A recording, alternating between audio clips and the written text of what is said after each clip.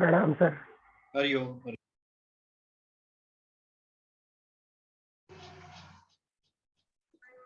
Hariom sir. Hariom. जय गुरुदेव।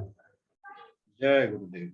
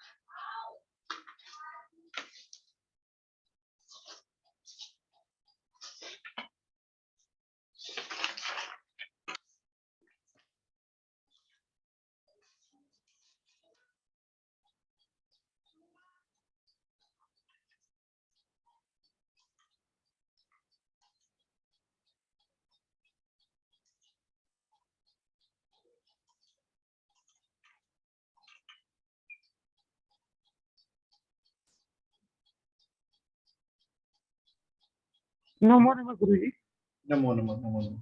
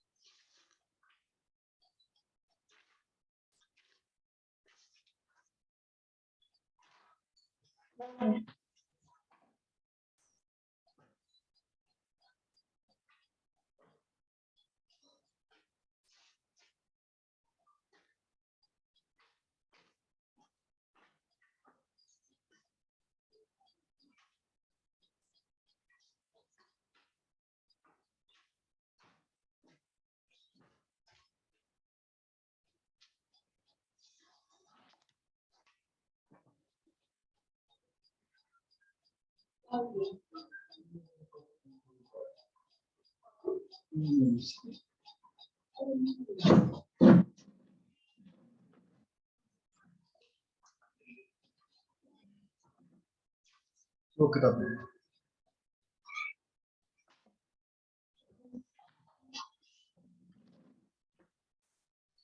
प्रणाम गुरु जी। हरिओम। हरिओम।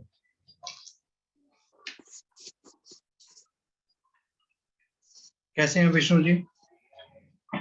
मैं बहुत अच्छा हूँ, बहुत अच्छा हूँ।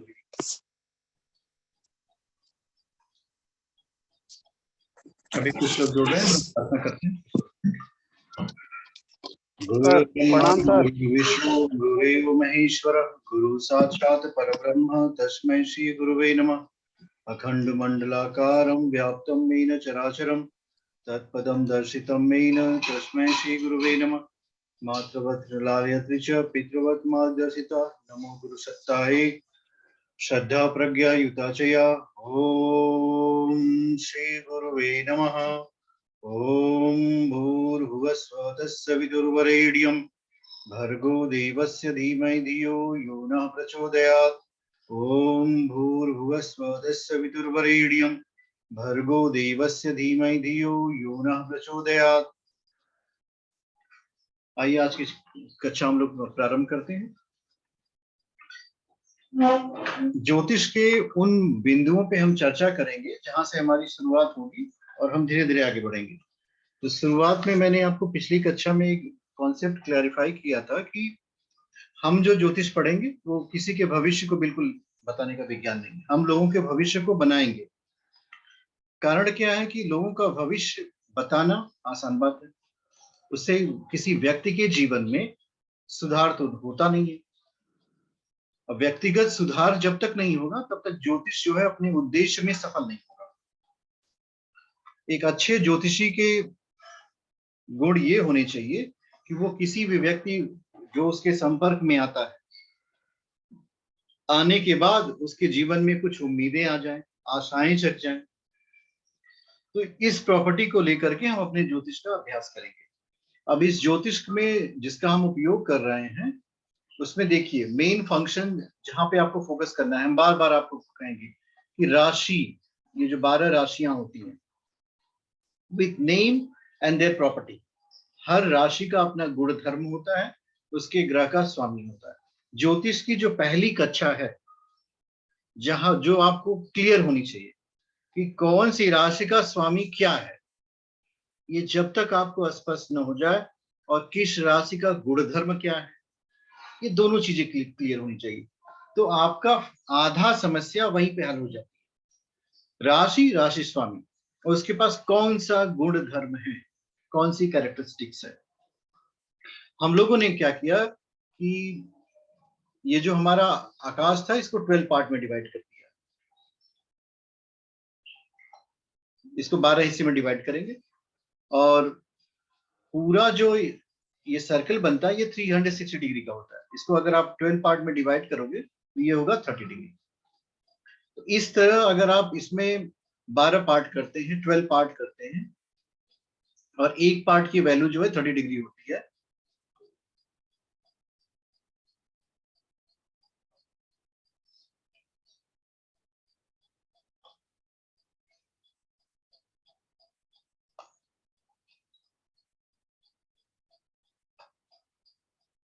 This is 0, this is 30।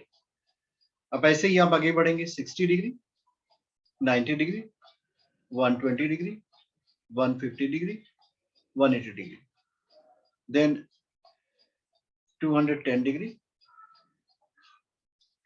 240 degree, 270 degree, 300 degree, ये 330 होगा, ये लास्ट पार्ट है यहां से यहां तक। तो जो पहला पार्ट होता है हमारा, अब इसका आवश्यकता क्यों पड़ गई है, क्या कारण था कि हमें इसकी जरूरत पड़ जाए? क्योंकि जब आप किसी ग्रह को या नक्षत्र ग्रह की स्थिति को जानने का प्रयास करेंगे, तो उसकी लॉन्गिट्यूड लैटिट्यूड को आपको जानना पड़ेगा, एग्जैक्टली उसकी लोकेशन है क्या। क्योंकि हमारा जो ज्योतिष है, जो वैदिक ज्योतिष है, किसी भी व्यक्ति का, किसी भी घटना की उत्पत्ति के समय जो प्लानिटरी पोजीशन है, वही उसकी वृद्धि को, और नस वृद्धि शब्द नहीं उपयोग कर सकते, वही उसके जीवन के परिवर्तन को इंगित करेगा। सो ये प्रकृति का नियम है परिवर्तन। उस परिवर्तन को समझने के लिए हमने उसको 12 पार्ट में डिवाइड कर लिया। उसको 24 पार्ट भी कर सकते थे, बट ये 12 पार्ट का जो डिवीजन था, ये काफी सहजता से समझा जा सकता है। सो जो पहला पार्ट आया डिवीजन में, वो मेष राशि होती है। इसके साथ नंबर का एसोसिएशन आप कर लीजिए, इंग्लिश में इसको एरीज कहते हैं। सो मेष राशि 0 to 30 डिग्री आती है, ये पहली राशि होती है। मेष के बाद आती है वृषभ राशि,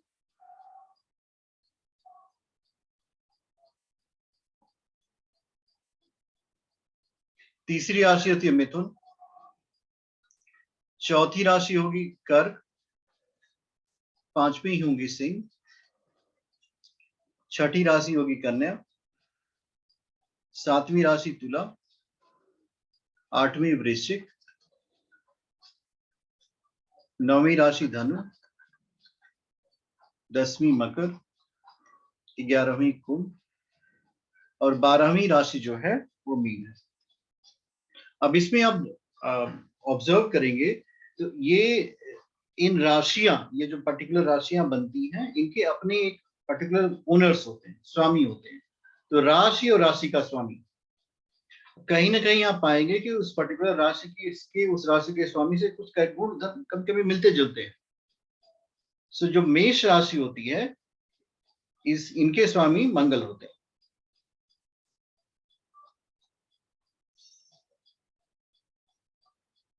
अब मंगल मेष राशि का स्वामी है। अब इसका उपयोग क्या, कहां पे हम कर लेंगे राशि और राशि के स्वामी को? इन सब का उपयोग जब आप चार्ट बनाते हो, कुंडली बनाते हो, वहां पे करना पड़ता है। पर इतना तेजी से आपको डाइवर्जन करना पड़ेगा कि जैसे ही आपने कुंडली खोली, देखा वहां पे 1 नंबर लिखा है, तो आपके ब्रेन में आना चाहिए तो मेष राशि है, इसका स्वामी मंगल होगा।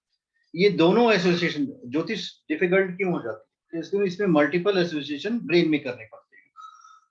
अब 1 नंबर देखने के साथ हमारे पास 2 बातें आनी चाहिए। कुंडली में कहीं भी 1 नंबर देखा तो कौन सी 2 बातें आपके दिमाग में आनी चाहिए? ये राशि मेष है, इसका स्वामी मंगल है। तो ये 3 स्टेप होने की वजह से कभी कभी डिफिकल्ट हो जाता है कि हम कुंडली खोल के देखें क्या। कभी कभी आप लोगों की समस्या खड़ी हो जाती होगी कि आपने चार्ट खोल लिया, अब मन में ये विचार आता है हम इसमें देखें क्या, पढ़ें क्या। तो कुछ मत पढ़ो उसमें, सिर्फ जो नंबर्स लिखी हुई उसके उसको समझिए कि वो कौन सी राशि, उसका स्वामी क्या है। उसके बाद की बात अपने आप ब्रेन आपका बताएगा। सो इसको आपको आइडियलिस्टिक रूप में अपने ब्रेन में फिट करना है कि ये जो राशि है ये मेष है, इसका स्वामी जो है मंगल होगा। अब दूसरे नंबर पर जब आप पहुंचेंगे तो वृषभ राशि आएगी। ये जो नाम है, अगली कक्षा में हम बताएंगे कि नामनक्लेचर का भी क्यों उपयोग किया गया, इसके पीछे की भी एक फिलॉसफी है, एक दर्शन है। वो दर्शन ये कहता है कि चित्र के द्वारा चरित्र की संभावनाएं ज्यादा होती है।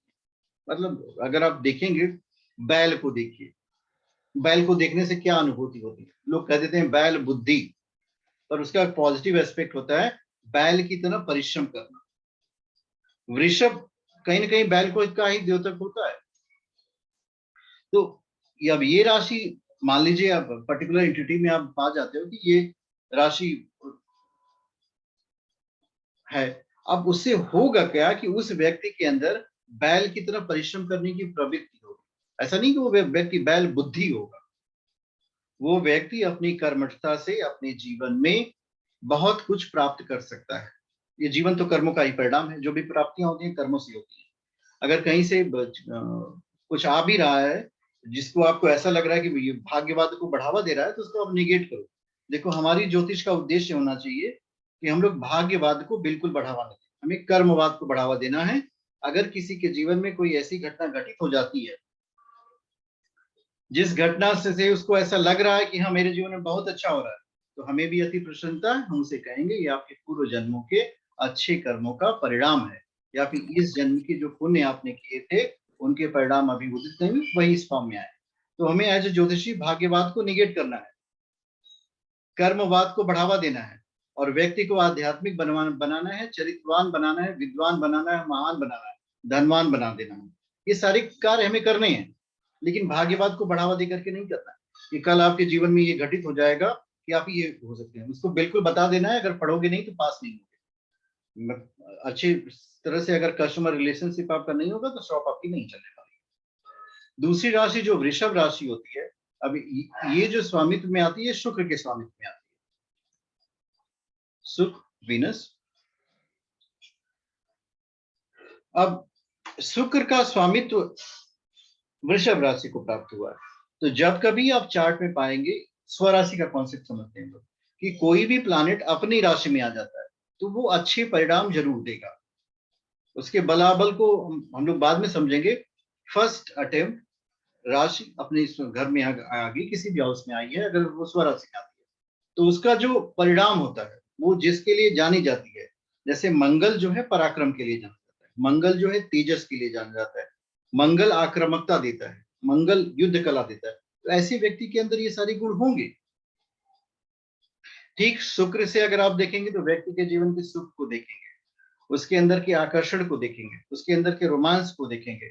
अगर व्यक्ति का शुक्र जो है अच्छी अवस्था में नहीं आ पाते तो क्या कहेंगे कि देखिए आपके जीवन में आकर्षण बिल्कुल नहीं होगा, आपके जीवन में रोमांस बिल्कुल नहीं होगा, संसार के प्रति आपके अंदर जो है आसक्ति भी नहीं हो पाती है।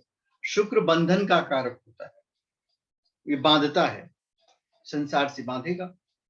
तो जितना लोगों के अंदर ये भावना उत्पन्न होती है ना कि हमारे जीवन में भौतिक विकास, we want only physical development in our life, हमारे पास धन, आप किसी भी व्यक्ति को से बात करके जान सकते हैं। दो बातों का समावेश एक ज्योतिषी जो है व्यक्ति से वार्तालाप करके जान सकता है कि वह व्यक्ति शुक्र की तरफ जा रहा है कि गुरु की तरफ जा रहा है। ये these two are very important component. As a astrologer जब भी आप अपने जातक से बात करें तो जानने का प्रयास करें कि इसकी प्रेरणा कौन दे रहा है, प्रेरक कौन है, कौन सी शक्ति इसको प्रेरित कर रही है, किधर जाना चाहता है।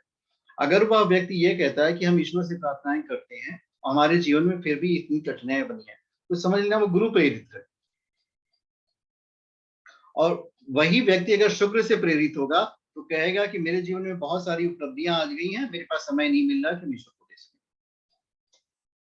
ये दोनों प्रेरणाएं ही आने वाले जीवन को निर्धारित करती है। आपको क्या करना है, इन दोनों में बैलेंस स्थापित कर देना है। How to create the balance, इसके बाद वाली राशि को हम बताते हैं, अभी थोड़ी देर में बताएंगे बैलेंस कैसे क्रिएट करते हैं। ये है गुरुजी, जैसे आपने बताया बृहस्पति गुरु के लिए, क्या बताया आपने जीवन में अवसर हैं? अब देखिए, ऐसे समझिए जी ये एक बहुत ही इंपॉर्टेंट टॉपिक है, जिसको एक ज्योतिषी को समझना चाहिए। ये है शुक्र, वीनस, ये है गुरु, ये है जुपिटर। अब ऐसे इसको समझिए, एक बाहर है, एक बाहर मतलब जो संसार आपको दिख रहा है वो सभी शुक्र के अधीन है, और एक अंदर है जो आपको अनुभव हो रहा है, जैसे प्रेम। प्रेम शुक्र के पास नहीं होता। लोग कहते हैं ना कि स्त्री मिल जाएगी तो मुझे जीवन में प्रेम की प्राप्ति हो जाएगी, गुरु जी में प्रेम कब प्राप्त होगा। तो इसमें होता क्या है कि शुक्र जो है एक छलावा है, और गुरु जो है वास्तविकता है। वास्तव में प्रेम हमारे अंदर है, एक अंतस का है, एक बाहर का है। इन दोनों का बैलेंस होना बहुत जरूरी है। समझ कर मान लीजिए, अब होता क्या है, विश्वामित्र ऋषि तपस्या कर रहे हैं, अब मेनका प्रकट हो गई।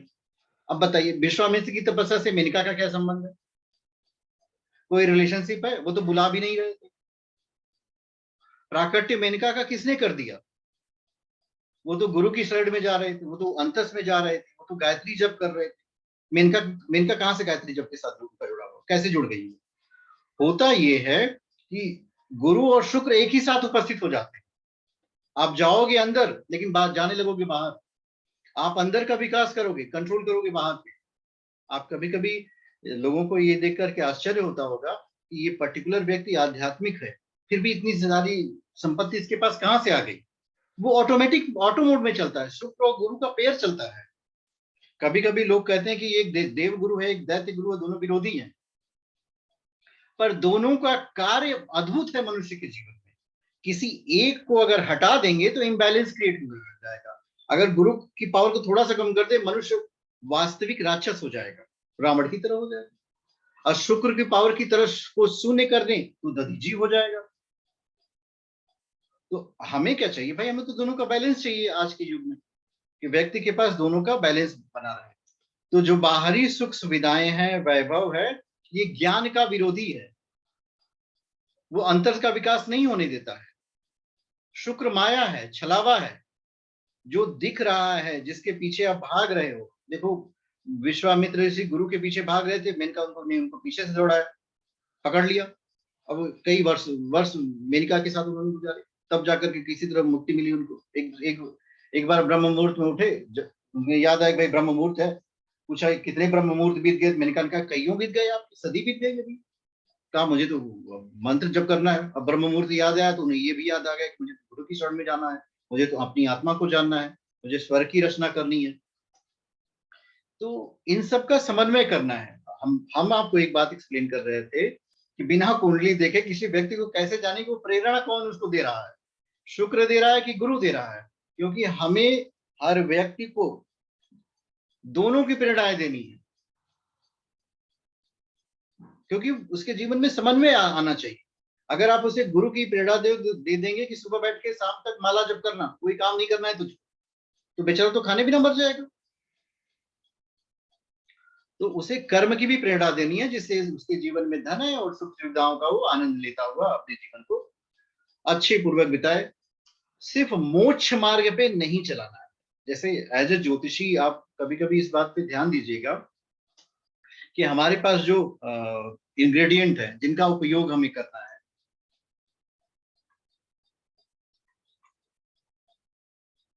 जिनका हमको उपयोग करना है, जिनको हम यूज करेंगे।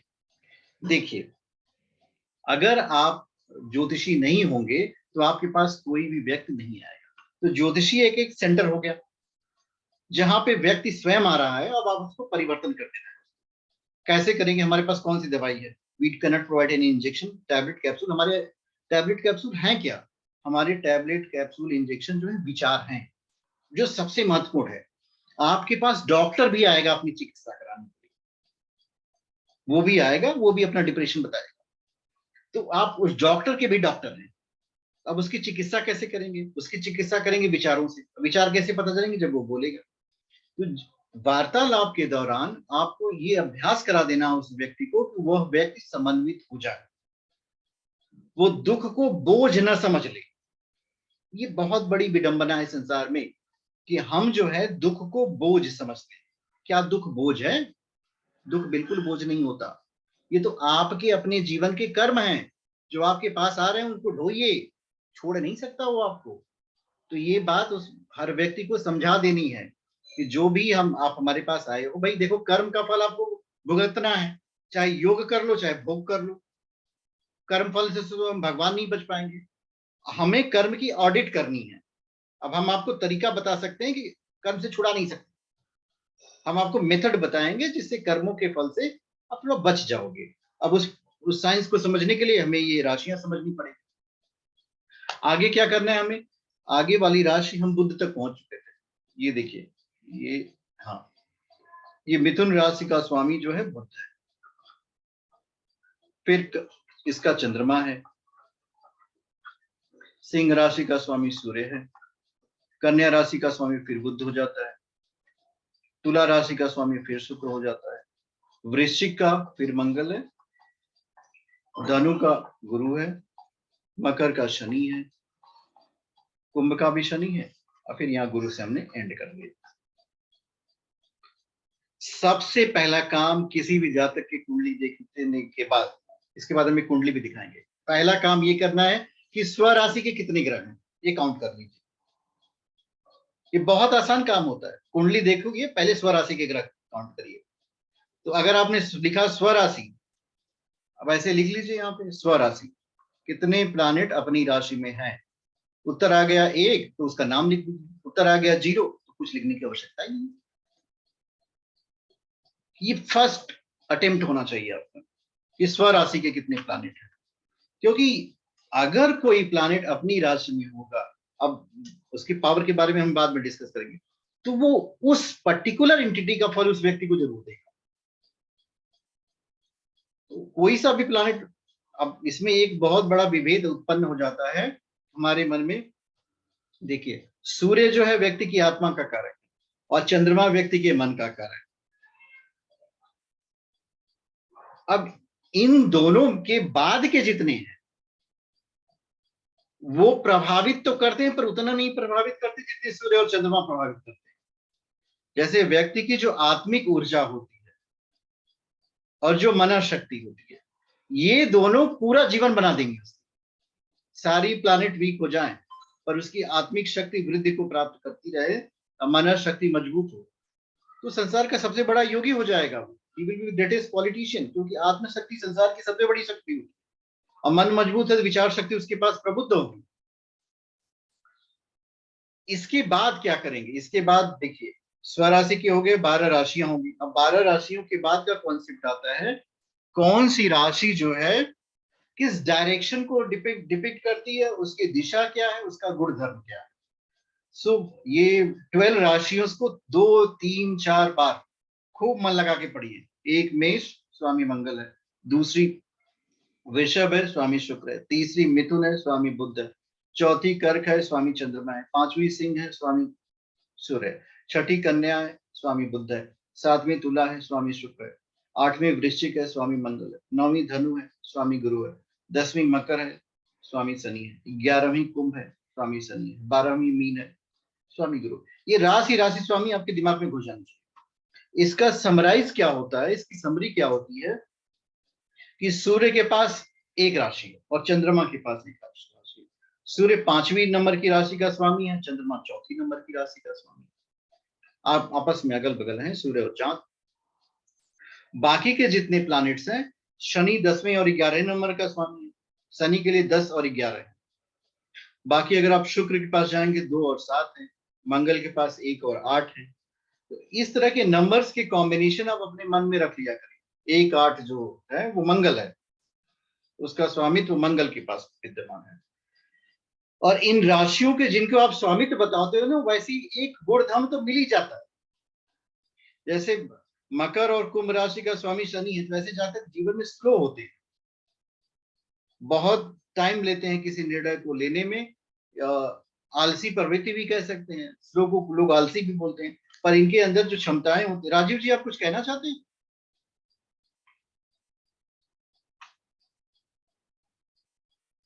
राजीव जी, आपने हैंड रेज कर रखा है, क्या आप कुछ बोलना चाहते हैं?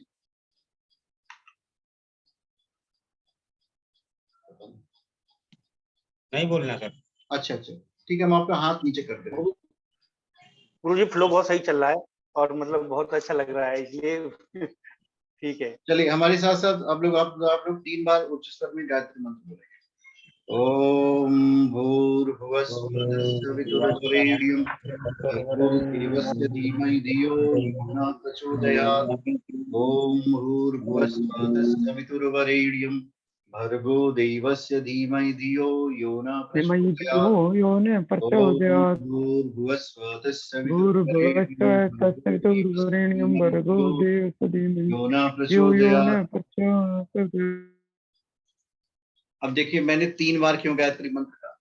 एक बार गायत्री मंत्र का जप करने से आपके शरीर में वाइब्रेशंस आते हैं, दूसरी बार जप करेंगे तो मन में आएंगे, और तीसरी बार आत्मा में आएंगे। संसार में 3 तरह के प्राणी होते हैं। एक प्राणी वो होते हैं जो शरीर से काम करते हैं, जिनको आप मजदूर कहते हैं, सिर पे बोझा ढोएंगे, दूसरों की सहायता करेंगे, मतलब कुछ भी ऐसा काम जिससे शरीर की ऊर्जा करें। दूसरे तरह के कर्मचारी ऐसे होते हैं जो मन की ऊर्जा का उपयोग करते हैं, बुद्धिमान होते हैं, डॉक्टर, चिकित्सक, वकील, ये सब उसमें आते हैं, वो बुद्धि का उपयोग करते हैं। चार्टर्ड अकाउंटेंट, वो शरीर के श्रम का कम उपयोग करते हैं, पर ऐसा नहीं करते, शरीर की ऊर्जा नहीं करते, बहुत कम ऊर्जा उपयोग करते हैं। उनको शरीर को चलाने के लिए एक्सरसाइज करनी पड़ती है। देखिए मतलब कितना अच्छा कॉन्सेप्ट है कि एक डॉक्टर जो है जाएगा, एक्सरसाइज करेगा अपने शरीर की, ताकि उसका शरीर स्वस्थ रहे, और जो शरीर से काम कर रहा है उसको शरीर की एक्सरसाइज करने की आवश्यकता नहीं है। शरीर वाली एक्सरसाइज हो जा रही है, जैसे रिक्शा चलाने वाला, सिर पे बोझा ढोने वाला मजदूर। एक और कैटेगरी बनी हुई है जो न शरीर से काम करता है न मन से काम करता है, वो इससे उच्च कैटेगरी होती है, वो आत्मा से काम करता है। तो जो आत्मा से काम करने वाले होते हैं, जिस कैटेगरी में आप लोग आते हैं, ज्योतिष जो है वो मन वाला विज्ञान नहीं है, किताब से पढ़ लिया ज्योतिषी हो गया, ऐसे हो नहीं सकता। ऐसे होते तो सब हो जाते। ये आत्मा का है। अब इसमें हमें 2 की एक्सरसाइज करनी पड़ेगी, क्योंकि आत्मा की एक्सरसाइज तो हमारी पहले से हो रही है, आत्मा से काम करते हैं, लोगों को अपने जैसा समझते हैं। तो अगर शरीर और मन की एक्सरसाइज नहीं करेंगे तो हमारा शरीर भी कमजोर हो जाएगा और मन भी कमजोर हो जाएगा। मन की एक्सरसाइज होती है मंत्र से, इसलिए नित्य मंत्रों का जप किया करिए। अगर आप लोगों ने कोई अनुष्ठान नहीं किया है तो कम से कम गायत्री मंत्र के 24,000 मंत्रों के अनुष्ठान कर डालिए। इतना नहीं कर सकते तो 108 मंत्र रोज जप करिए। अब हम लोग आगे चलेंगे। ये वाली क्लास मेरे ख्याल से आप लोगों को स्पष्ट आ गई होगी कि 12 राशियां होती हैं, उन राशियों के स्वामी होते हैं, उन राशियों के अपने गुण धर्म होते हैं। इसके जी बाद गुरुजी, बताइए। बीच में बोल रहा हूँ जी, ये गायत्री के जो जाप हैं 108 प्रतिदिन के हैं ना जी? बिल्कुल बिल्कुल, आप ऐसा करिए, अगर 108 तक नहीं पहुंच सकते 24 बार करिए। नहीं, 24 का उतना वाइब्रेशन नहीं बनता जितना 108 का बनता है, मैंने देखा है। इसमें नहीं, हुआ 24 क्या तो है, मतलब ऐसा है 108 कि मंत्र के मैं थोड़ा बोल रहा हूँ बीच में, 24 में दिमाग की लहरें शांत नहीं हो पाती। जब हम पहुंचते हैं 60 से ऊपर, 75 के करीब, तब लहरें शांत होती हैं। हाँ जी, हाँ जी। 108 तक पहुंचते हैं तब पूरा दिमाग शांत होता है। जो बिल्कुल ये 24 मंत्र में, 28 में ना, इनमें शांत नहीं हो पाती सही लहरें। बात आप बोल रहे हैं। जी जी आप करिए। हम 108 जी का जी। बता रहे थे। वो जो हमारे 27 नक्षत्र होते हैं, एक नक्षत्र के कितने चरण होते हैं? 3 4 4। इसको मल्टीप्लाई करिए। 5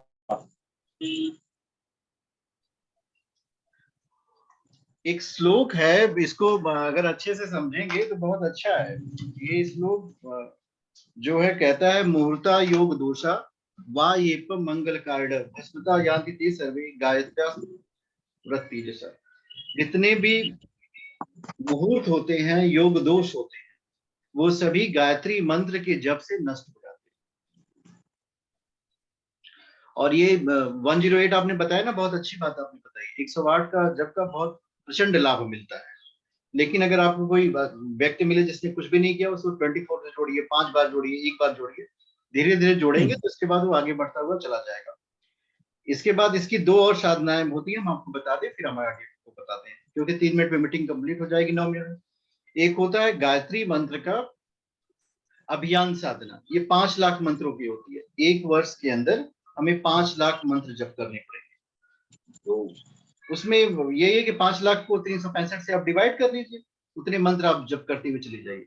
तो 1 वर्ष में जितनी आप ऊर्जा इकट्ठी करोगे वो एक अभियान के बराबर होती है। दूसरी होती है महापुरुष, उसमें 24 लाख गायत्री मंत्र 1 वर्ष के अंदर करने पड़ते हैं। अगर आपका समय थोड़ा बढ़ भी जाए तो भी कोई समस्या नहीं है। ये दोनों साधनाएं गुरु के अधीन होती हैं, और जब गुरु की कृपा होगी तो आप स्वतः कर लोगे। और इसका एक दिव्य अनुभव भी होता है। दिव्य अनुभव उन अनुभवों को कहते हैं जिनको हम अपने किसी को एक्सप्रेस करेंगे तो हमें पागल कहेगा। एक साधक को ये प्रिकॉशन लेना चाहिए कि अपने दिव्य अनुभवों को सामान्य मनुष्यों के साथ बिल्कुल शेयर करें। उसे वही बताए जो उसे दिखाई दे रहा है। अदरवाइज आपको ऐसी ऐसी आवाजें सुनाई देंगी, ऐसे ऐसे दृश्य दिखाई देंगे, मतलब जो सामान्य मनुष्य को नहीं दिखाई देता सब आपको दिखाई देगा। आपका तीसरा नेत्र खुल जाएगा। आप वो सारी बातें बताने में सक्षम हो जाओगे जो एक व्यक्ति को समझने में कई वर्षों लग जाएंगे। भूत भविष्य वर्तमान, उसको त्रिकालदर्शी कहते हैं ना, वो सारी सिद्धियां आपको प्राप्त होने लगती हैं। इसके लिए प्रयास नहीं करना पड़ता, सिर्फ आप साधना मार्ग पे चलते रहो। जैसे जैसे आपके कसाय कलमश हटेंगे वैसे वैसे आप धीरे धीरे आगे बढ़ते हुए चले जाओगे। अब इसमें करेंगे क्या, ये जो हमारे जी जैसे 108 है, इससे ज्यादा करना चाहें तो क्या इसका डबल कर सकते हैं या 108 सफिशिएंट है इसके लिए? आपको करना ये है कि जैसे ही मंत्र जप करें वैसे गुरु चेतना का आह्वान करें। जी हम गुरुदेव, हम आपकी शरण में हैं, आप हमारी मंत्र जप करने में हमारी सहायता करें। उसके बाद होता जी। क्या है, इसकी साइंटिफिक प्रक्रिया होती है। गायत्री मंत्र कोई मनुष्यकृत मंत्र तो है नहीं, किसी मनुष्य ने बनाया नहीं है। और इसका जब तो सृष्टि से जब से शुरू हुई, गायत्री से शुरू हुई, तो गुरु चेतना आपके शरीर का वर्ण कर लेगी। इसका तात्पर्य ये होता है जैसे विवाह होता है स्त्री का पुरुष से, वैसे ही आपका जीवात्मा से का परमात्मा से विवाह हो जाएगा। तो अब हुआ क्या, अब आपको ये चिंतन ही नहीं करना है कि मुझे 2 माले जप करने हैं कि 3 माले जप करने हैं। वो गुरु चेतना आपको प्रेरित करेगी आपकी ऊर्जा के अनुसार। ये और फिर आप धीरे धीरे आगे बढ़ते चले जाओगे। 1 के बाद 3 पे जाइए आप। जब आप 1 क्रॉस करते हो 3 पे जाओ। और उसमें भी ये है कि ये 324 हो जाएगा यानी 324 पे जाइएगा। और फिर जब 324। 324 आपने कई महीनों तक जब कर लिया होगा तो ये 324 अपने आप को बढ़ाएगा जी। और बड़ा आनंद आता है। गुरुजी मैं तो 11 माला, गुरुजी मैं तो 11 माला करता हूँ। बिल्कुल बिल्कुल करते रहिए 11 माला, बहुत अच्छे से करिए। देखिए जिस व्यक्ति ने ब्रह्म की साधना की होती है उसकी वाणी भी ब्रह्मवाणी हो जाती है। बहुत सारी चीजें उसके जीवन में स्पष्ट होने लगती है। इसी वजह से साधना का मार्ग हमेशा अपनाना चाहिए। भाई साहब पूछ रहे हैं कोई भी टाइम, बिल्कुल करिए। भगवान का घर हमेशा खुला रहता है। सबसे अच्छा समय ब्रह्म मुहूर्त होता है, जो त्रिकाल संध्या होती है। त्रिकाल संध्या। अमित जी आप कुछ बोलना चाहते हैं? हरिओम गुरुदेव। हरिओम। मैं बोल रहा था कि जैसे आपने बताया 5 लाख 1 ईयर पे गुरुदेव। हाँ तो 1370 के आसपास आ रहा है प्रत्येक दिन। तो 1370 1 टाइम बैठ के एक साथ करना है या कभी भी उसको? आपको हम बताएं, देखिए मेरी बात को ठीक से समझिए। जब गुरु की कृपा होती है, मतलब अदृश्य सत्ता, तो एक बार में बैठ के 100 माला जप हो जाती है। एक ही बार बैठेंगे 100 माला जप कर देंगे। और जिस समय हम अपना प्रयास करेंगे तो एक भी माला जप नहीं पढ़ पाएगी, एक भी मंत्र नहीं हो पाता है। तो 1370 मैं तो गुरुदेव हाँ 1 माला जप करता हूँ, तो जैसे ज्यादा भी कर सकता हूँ। तो होता है ना कि एक जो हम लोग रिचुअल्स फॉलो करते हैं कि क्या रिचुअल्स इसमें फॉलो करना है कि किस बार में 1370 बार जप करने हैं, या आप कभी भी करके दिन भर में 1370 पूरा कर सकते हो? कैसे, क्या इसका नियम क्या है? नियम इसका देखिए हम आपको बता दें। जिस विधि से करना है उसमें बहुत सरल नियम हो जाता है। जैसे जो जितनी लंबी साधनाएं होती हैं उसके नियम बहुत सहज हो जाते हैं और सहजता इतनी हो जाती है कि एज अ गृहस्थ भी आप उसका पालन करते हुए चले जाओगे। जो जो भोजन आप करते हो रेगुलर करते रहो। सिर्फ एक दिन का एक अनुष्ठान होता है, आप दीपक जलाइए, जल लीजिए और हम आपको अनुष्ठान करा दें कि भाई आप 5 लाख मंत्रों के लिए आगे बढ़ोगे, हम अपनी गुरु चेतना को आपसे जोड़ देंगे। तो होगा क्या कि उसके बाद का जितना परिश्रम होगा वो गुरु चेतना जाने। उनको आपका शरीर मैंने दे दिया और आपने सरेंडर कर दिया कि नहीं हम तैयार हैं, तो उसके बाद की प्रक्रिया उनकी हो जाती है। जैसे डॉक्टर के पास गए और कहे कि भाई हम मेरा ऑपरेशन कर दो, तो आपको क्या करना है? आपको कुछ नहीं करना, आप लेटे रहिए, डॉक्टर ऑपरेशन करेगा एनेस्थीसिया दे करके, तो उसका काम है। ठीक वैसे ही मंत्र जप मैं नहीं करता। एक बहुत अच्छी बात आपको बता रहे हैं आप सब, कभी भी मंत्र जप करने के बाद कहिए मत मैंने किया, मुझे क्या पता भाई हम क्या कर सकते हैं। ये हमारी गुरु चेतना ने किया है और गुरु इसके संरक्षक मार्गदर्शक है और एक अदृश्य भंडार क्रिएट हो जाता है। जैसे जब आप मंत्र साधना करेंगे ना, जैसे रुपए पैसे हम लोग बैंक में इकट्ठा करके रखते हैं ना, जैसे मान लीजिए आज मेरे पास 1 करोड़ रुपए, तो हम क्या कह सकते हैं? हम कह सकते हैं कि भाई आप में से कोई भी व्यक्ति जिसको 25 लाख चाहिए हमें बताइए, हम तुरंत दे देते हैं, मेरे पास है 25 लाख हम दे देंगे। ठीक उसी तरह मंत्र शक्ति भी इकट्ठी होने लगती है। जैसे जैसे आपकी ऊर्जा बढ़ेगी तो आपका प्रभाव भी बढ़ेगा और उसमें से निकाल करके आप खर्च भी कर सकते हो, फिर आपको बढ़ाना पड़ेगा। और ये सूक्ष्म होता है, ये जो स्थूल शक्ति जैसे धन की ऊर्जा है इससे भी ज्यादा पावरफुल होता है। तो बड़ा अच्छा है, आपको करना होगा तो बताइएगा, हम आपको मार्गदर्शन करते हैं, कोई इशू नहीं, कर लेंगे आप। हम लोगों के ये पास गुरुजी जैसे हमने 108 का शुरू किया, 108, अब इसके बाद में 324 है, तो हम अगर 108 कर रहे हैं तो ऐसा तो नहीं है ना कि किसी दिन हमने 324 किया, किसी दिन 108, फ्रीक्वेंसी तो सेम रखे ना जी। जैसे लोग कहते हैं कि हमें अपनी ऊर्जा को सेम लेवल में रखना चाहिए, कभी का ज्यादा कभी नहीं। अब आपको एक बात बताएं, महीने में किस दिन छुट्टी आपकी होती है?